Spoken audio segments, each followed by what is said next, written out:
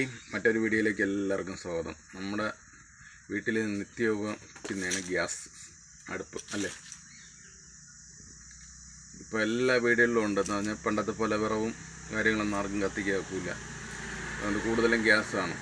Gas എന്ന് പറയുമ്പോൾ രാവിലെ ആകുമ്പോൾ ഇത് താമസിച്ചിട്ടാൽ എല്ലാ കാര്യങ്ങളും അതിൽ തന്നെ നടക്കും. ഇപ്പോൾ മെയിനായിട്ടെന്ന് പറയുന്നത് ഇതിൻ്റെ ഇത് കണ്ടോ, അഴുക്ക് കണ്ടോ. ഇത് പിന്നെ നമുക്ക് ക്ലീൻ ചെയ്യാൻ നോക്കാം. പക്ഷേ ഈ കാണുന്ന ബണ്ണർ കണ്ടോ, അതിൻ്റെ ഇതുണ്ടോ കരി പിടിച്ച് മൊത്തവും ഇത് കണ്ടോ. ഇതെന്ന് പറയണത് നമ്മളിത് കത്തിക്കാൻ നേരം ഇത് പകുതി കത്തും പകുതി കത്താതിരിക്കും. അതാണ് ഇതിൻ്റെ എന്ന് പറഞ്ഞു കഴിഞ്ഞാൽ ഇത് കംപ്ലീറ്റ് എണ്ണ ഒഴുക്കും അഴുക്കും. അതുപോലെ ഈ ചായയൊക്കെ ഇടുമ്പോൾ ചിലപ്പോൾ നമ്മൾ ശ്രദ്ധിക്കാതിരിക്കുമ്പം തിളച്ചകത്ത് പോകില്ലേ. ഇത് നോക്കിയാണ് അടുത്തതും അത് തന്നെ ഗതി. എന്താ ഞാൻ ജസ്റ്റ് ഇതൊന്ന് കത്തിച്ച് കാണിച്ചു തരാം. ഇപ്പോൾ ഇതിൻ്റെ ഇതെങ്ങനെയാണ് കത്തുന്നതെന്ന്.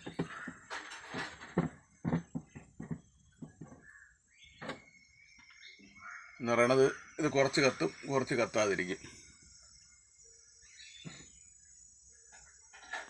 ഇതാണ്ടോ, ഇത് കത്തിക്കുമ്പോൾ എന്ന് പറഞ്ഞാൽ കറക്റ്റ് കത്തുന്നില്ല. അപ്പോൾ ഇതിനെ നമുക്കൊന്ന് ക്ലീൻ ചെയ്യണം. എന്ന് പറയണത് ഇതിൻ്റെ 4 സൈഡിൽ കൂടെ ഇത് കംപ്ലീറ്റും ഗ്യാസ് വരണം. ഇത് കുറേച്ചേ വരുന്നുള്ളൂ ഗ്യാസ്.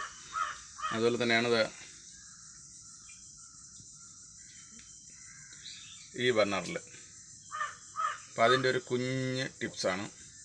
അപ്പോൾ നമുക്ക് വീട്ടിലുള്ള സാധനം വെച്ച് തന്നെ യൂസ് ചെയ്യാം. എന്തായാലും അങ്ങനെ നമുക്ക് ഇനി ഗ്യാസ് അടുപ്പിൻ്റെ ബർണർ ക്ലീൻ ആക്കാൻ വേണ്ടി കുറച്ച് ചൂടുവെള്ളം ചൂടാക്കിയിട്ടുണ്ട്. ഇതാണ്ടോ, ഇത്ര വലിയ ചൂടല്ല, ചെറിയ ചൂട്. അപ്പോൾ എന്തായാലും ഇതിനകത്തോട്ട് ഈ ബർണറിനെ നമുക്കൊന്ന് ഇടാം. പിന്നെ അടുത്ത് വേണ്ടതെന്ന് പറഞ്ഞു കഴിഞ്ഞാൽ നല്ല നാരങ്ങ നീര് കേട്ടോ. ഇതാണ്ടോ, ഇതൊന്ന് പിഴിഞ്ഞു കൊടുക്കാം. നല്ല രീതിയിൽ പിഴിഞ്ഞതിൻ്റെ നീരിറങ്ങണം.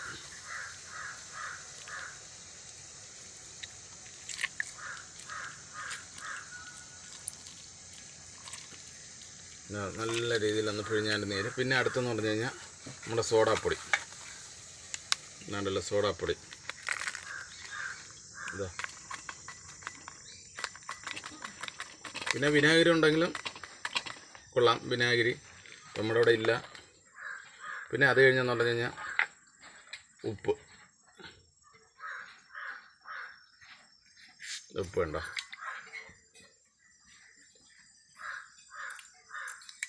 അടുത്തതെന്ന് പറഞ്ഞു കഴിഞ്ഞാൽ സോപ്പ് പൊടി. ഇതുണ്ടല്ലോ, കുറച്ച് മതി, സോപ്പ് പൊടി കുറച്ച് മതി. അപ്പം ഒന്നുകൂടെ പറയാം: സോപ്പ് പൊടി, ഉപ്പ്, അതല്ല സോഡാപ്പൊടി, നാരങ്ങ നീര്. ഇത് നല്ല രീതിയിൽ പിഴിഞ്ഞൊഴിക്കണം.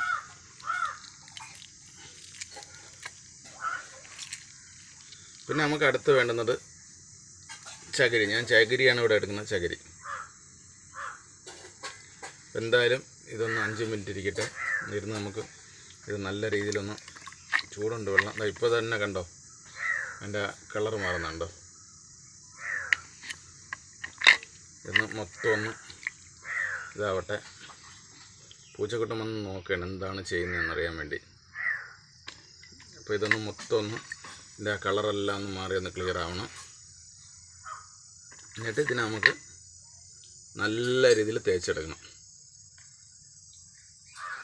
ഇതിലും ശകലച്ച തേച്ച് കൊടുക്കണം. ഇതുണ്ട്, ഈ കറയായിരിക്കുന്നതിലെല്ലാം ശകലച്ച തേച്ച് കൊടുക്കണം. നമുക്ക് അത് തേച്ച് വൃത്തിയാക്കി ഇടണം.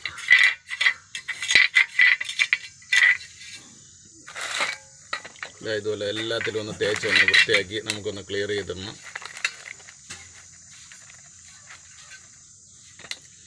അപ്പോൾ അതും ഇതിൻ്റെ കൂടെ ഒരു 5 മിനിറ്റ് ഇരിക്കണം. അതിൽ ഇതിനെ നമുക്ക് ഈ ചകിരി വെച്ചൊന്ന് തേച്ച് ഒന്ന് വൃത്തിയാക്കാം. വേണ്ട, ഇപ്പോഴേ ഈ അഴുക്ക് പോകുന്നുണ്ടോ. വേറെ ഒന്നുമില്ല, സോപ്പ് പൊടി, സോഡാപ്പൊടി, നാരങ്ങ നീര്, ഉപ്പ്, ഇത്ര ഇട്ടാണത്. ഇപ്പോൾ ഏതാണ്ട് നല്ല രീതിയിൽ അഴുക്കുകൾ പോയിട്ടുണ്ട്.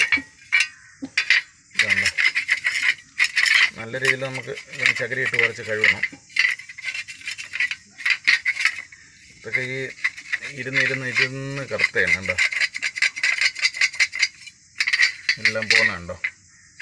ഇനി അടുത്തെന്ന് പറഞ്ഞു കഴിഞ്ഞാൽ നമ്മൾ മെയിനായിട്ടുള്ളത് ഗ്യാസ് വരുന്ന കണ്ടോ അവിടെ ഇപ്പോഴത്തെ നിറം നോക്കിയാണ് എന്ത് രസമാണ് നോക്കിയാണ്. പിന്നെ അകം നോക്കിയാണ് കണ്ടോ. ഇതെല്ലാം മാറി എല്ലാ ഹോളുകളും ഇപ്പം കാണാം കണ്ടോ. അതിനകത്തുള്ള എല്ലാ ഹോളുകളും കാണാം.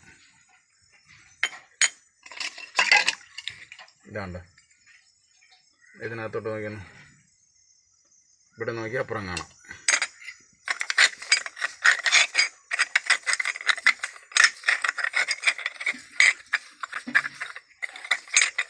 ഏത് ജോലിക്കായാലും അതിൻ്റെ ബുദ്ധിമുട്ടുണ്ട്, എല്ലാ വീഡിയോയിലും പറയാൻ പോലെ. ഇതിനെ നമുക്കൊന്ന് കഴുകി നല്ല രീതിയിൽ എടുക്കണം, കഴുകി എടുക്കണം. ആയിട്ട് പറഞ്ഞതെന്ന് പറഞ്ഞാൽ ഗ്യാസ് ഇതിനകത്തൂടെ ഇങ്ങനെയാണ് സ്പ്ലിറ്റ് ചെയ്തിരുന്നത്. അപ്പോൾ ഇതെന്തായാലും നമുക്കിതിനെ തുടച്ച് ക്ലീൻ ചെയ്ത് കൊടുക്കണം. എന്ന് പറഞ്ഞാൽ ഇതിനകത്ത് പൊടിയും ഇതൊക്കെ കാണുന്നത് പറഞ്ഞു കഴിഞ്ഞാൽ നമ്മൾ ചായയൊക്കെ ഇടുമ്പോഴേ അതിൻ്റെ ഇതൊക്കെ ഈ തിളച്ച് തൂകുമ്പോൾ അതിൻ്റെ പൊടിയൊക്കെ വന്ന് വീഴും. എന്തായാലും ഇതൊരു പഴയ അടുപ്പാണെങ്കിലും കുറേ നാളായി, ഏകദേശം ഒരു 10-12 വർഷത്തിന് പുറത്ത്. ഇതാണ്ട അഴുക്കിരിക്കുന്നതാണ്ടോ, ഇതാണ്ട ഇതിനെല്ലാം ഒന്ന് വൃത്തിയാക്കി കൊടുക്കണം. പറഞ്ഞാൽ നമുക്ക് ഗ്യാസ് ലാഭിക്കാം. അതിൽ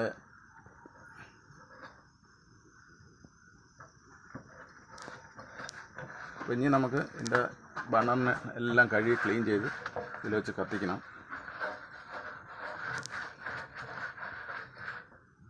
എല്ലാം വേണ്ടി വെള്ളം എടുത്തിട്ടുണ്ട്. ഇതുണ്ട്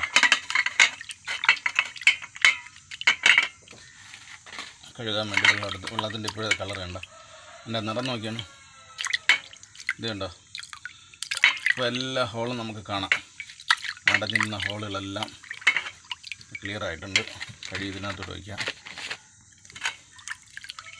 ഇത് വയ്ക്കണ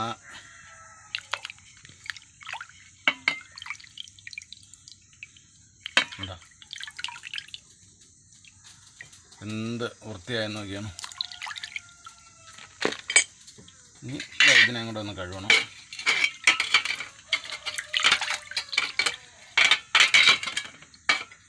അങ്ങനെ കഴുകി നമുക്ക് തുടച്ച് ഗ്യാസ് അടുപ്പിനകത്തോട്ട് വയ്ക്കാം.